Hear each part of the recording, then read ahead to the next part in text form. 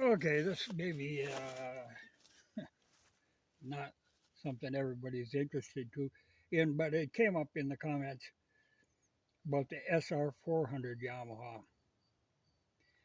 It's an interesting thing what they did there. The bore is the same.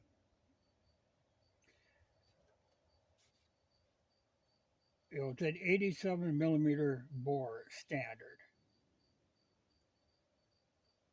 But what they did is they shortened the stroke. They moved the crank pin in. So they went from an 84 millimeter stroke to a 62.7 millimeter stroke, which seems like a crazy thing. I mean, it's a drastically not square. The thing on 500 singles that was discovered, a long time ago, before I was born, is to try to keep them square. Your bore and stroke equal or pretty close to being equal. A good example, the Norton Manx motor. The early ones were running 100 millimeter stroke, long, long stroke, and just under 80 millimeter bore, and making 47 horsepower at 6,500 RPM. With the technology they were working with, that was all they could do. When you have that long of a stroke, you run into a problem because you have very high piston speed. So it ends up cutting your RPMs down, though you'll have low end power. But later in 53, Norton wised up and went to a short stroke motor, a more square motor. They went from 47 horsepower at 6,500 to 54 horsepower at 7,200. That was a great gain, but it was by squaring that motor up. You're getting it closer to square. It made a huge difference. There's still a limiting factor on a Norton. They were running at the 2-valve head, but it's instead of being like these are chain-driven overhead cam, they drove it with bevel gears, much like Ducati did. And with the spring technology and stuff, they couldn't. If they exceeded that RPM, they would start floating the valves. So they tried different things, like the decimal valve train setup that Ducati used, where you use like real light valve springs, and you have a lifter that opens and closes. So the valve was being slammed back and forth. Well, the problem they ran into there is that bevel valve gear couldn't keep up with it. It would twist that shaft off. They even tried a 4-valve head for a while. Kind of had the same problem there, but they were limited by that using that bevel drive. But still, a terrific motor. But and still competitive, particularly in a classic racing. They run those because you're looking at, that's a big horsepower jump from 47 to 54. But it was all because they shortened that stroke. Now the Yamaha 500 is 87 millimeter bore by 84 millimeter stroke. So it could benefit by a slightly longer stroke, but when they made the 400, like I said, they actually went the other way. They shortened the stroke up. But there's no reason that you couldn't take, like this is a XT crank, you could fit it right into the 400 and make it into a 500. It would be easy to do. It's a funny way to go. And by doing that, they lost what, 7 horsepower, which is a lot. When you're looking at the bike weighs the same, you know, there was nothing gained, but the whole reasoning behind it was to try to get, there's licensing requirements for different CCs, and they tried to get a 400. I would have been tempted if they would have taken, like, okay, here's a sleeve for a cylinder for a 500. They could have easily made a thicker sleeve and dropped the bore down, and then you would have the low end power. Because when you shorten that stroke, all of a sudden you're getting you're losing low end power, but you're revving faster. Short strokes will do that. But it would have been very easy to just put in a thicker liner and a smaller piston, but they didn't. They went the other way. See, a not uncommon thing to do with these, like this cylinder here, somebody had taken and pushed out the liner, bored out the aluminum, and then put in a bigger liner. You could go up to 90 millimeter with the stock cylinder sleeve, but if you're going to go bigger, then you got to start modifying this. If you modify this, it no longer will fit in that spigot hole, so you have to modify your cases too. You go down a pretty drastic road when you start doing that. But like I say, you can go to 90, and that gets you, like say,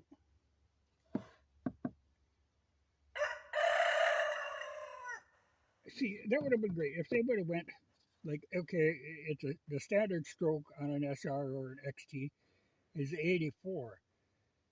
If they would have dropped that down to the bore being 84, you'd have had a perfectly square motor, which is, like I say, what you strive for. I don't know why they did it that way. I would have thought it would have been easier to go with a different liner. Interesting idea. But like I say, if I had a 400, I would be picking me up a 500 crank. And these things are massively overbuilt. Like, this is the bearings that the crankshaft runs on. Huge ball bearings. I have never had to replace. So I've got, like the one bike, I have got over 200,000 miles on that lower end, and it has never been apart. They just last and last because they're heavy.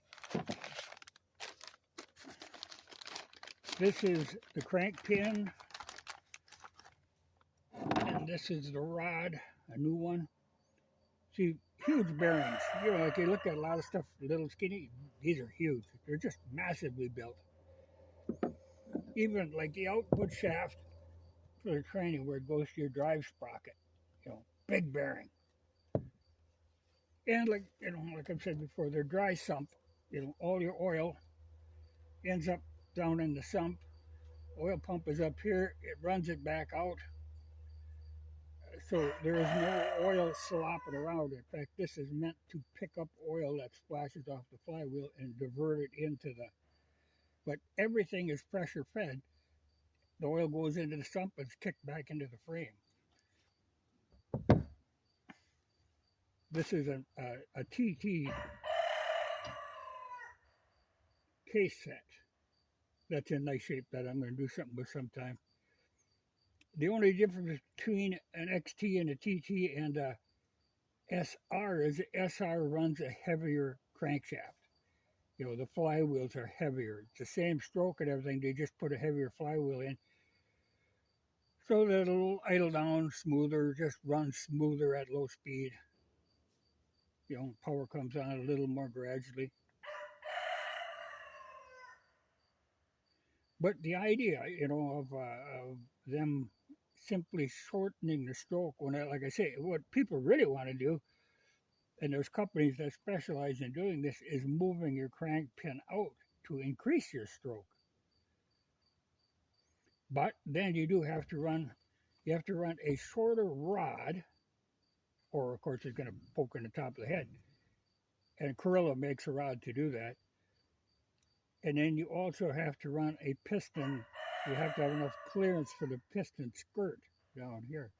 But if you do a combination of the big bore and the longer stroke, you get like 700 cc's. 600 is not uncommon for people to do.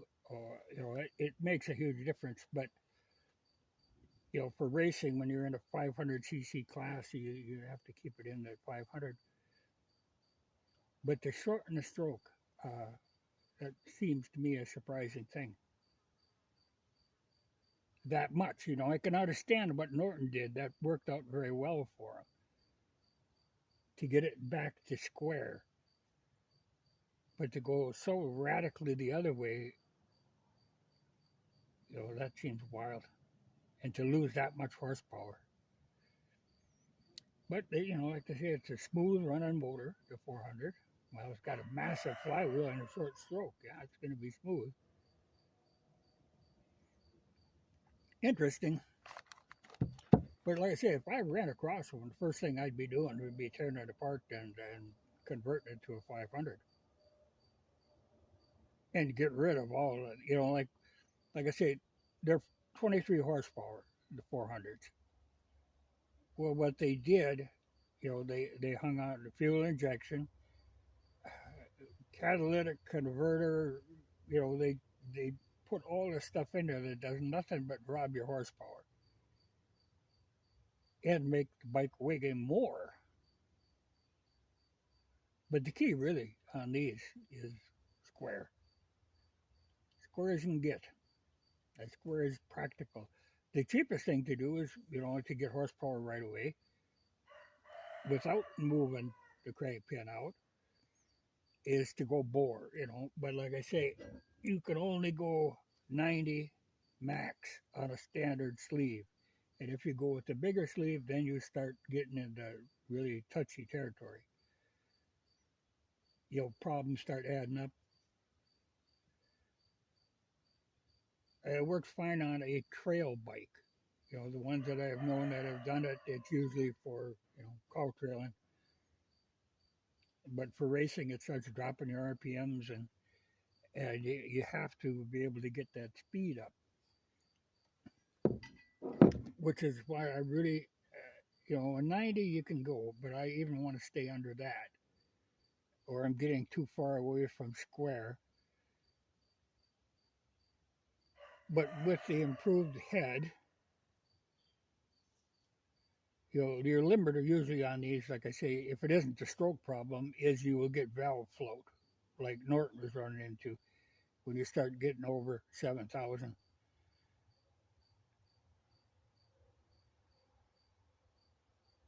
But with improved valve springs, lighter valves, because that cam I got really comes on, at about 5,000 starts, and she just winds from there,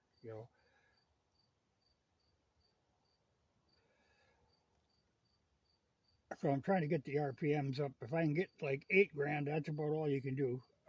Because then, like I say, you run into problems with piston speed. You're just changing directions way too fast. I mean, it'll work for a little while, but anything over 8, then you're really floating valves. So there's a kind of limit on RPM. You can do it on small displacement motors. I mean, some of them are going like 20,000. They make these little, like a 6-cylinder 250 with multiple valves in the head, like 4 valves. Those will scream because you can get more flow out of a 4-valve head because your valves are lighter, smaller, but you can wrap them up to a higher RPM. So Honda did a lot of that. This whole thing of going to a 400, that was weird to me that they did that. The best of these are actually the 78 and 79s. Then things started to get more little gizmos and gadgets. Fuel injection is a big step, in, to me, the wrong direction. But they're dealing with emissions and noise. But for your own bike, there's nothing holding you back. So like I said, Norton, 54 horsepower. I think I can get 54 horsepower out of a Yamaha. I know it's been done. Norton Manx is a wonderful bike, though. Built to race. Classic. And when they built these Yamaha 500s, they were emulating the old British classics, but get rid of the Amel nonsense and the Lucas curse. They made a 500 single that works, but then to go and do this, shorten a stroke, seems wild. But if I had one, I would throw in an XT flywheel set. You find them all the time. And like I say, you don't normally blow these things up. They're built massively.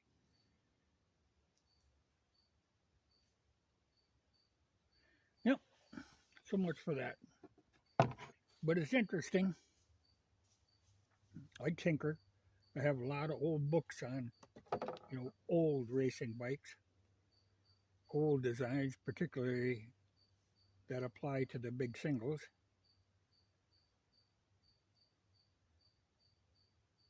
But those Manx are an incredible piece of machinery.